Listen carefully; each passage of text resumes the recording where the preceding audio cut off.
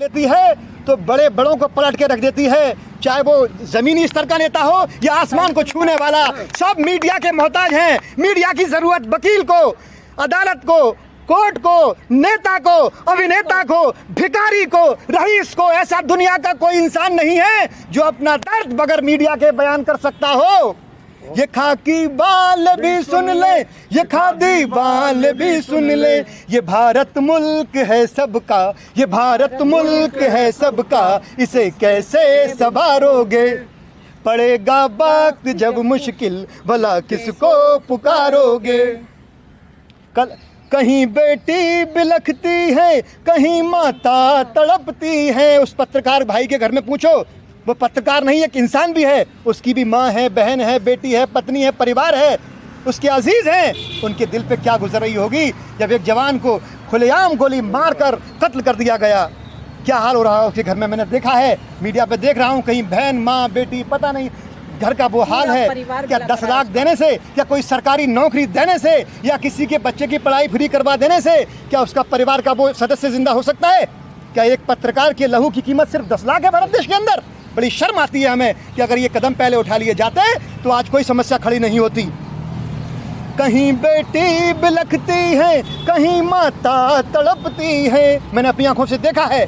कहीं बेटी बिलखती है, कहीं बहना तड़पती है। लुटा सुहाग है जिसका, लुटा सुहाग है जिसका, उसे कैसे संभालोगे।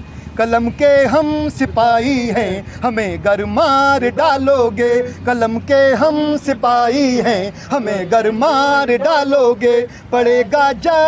पड़ेगा वक्त जब मुश्किल, भला किसको पुकारोगे। इंसाफ करो एक पत्रकार जो समाज में, पूरे भारत में सेवा करता है, निस्वार्थ, बगैर पैसे की आपकी स्वार्थ में स्वागत आपकी सेवा करता है। ना कोई इसे तनख्वाह देता है, ना कोई इसे पैसा देता है। जब चाहता है, दिल आपका कोई भी परेशानी होती है, कोई भी विभाग का इंसान फोन करके पत्रकार को बुला लेता है। आज पत्रकार का लहू बहाया गया, खून हुआ। इससे पहले कंप्लेंट दे दी गई थी। उनकी भांजियों के साथ बदतमीजी कर रहे थे कुछ गुंडे मवाली। उन गुंडे मवालियों ने। मैं बदर जहां BBC न्यूज़ से हूं, दरियागंज में रहती हूं। मैं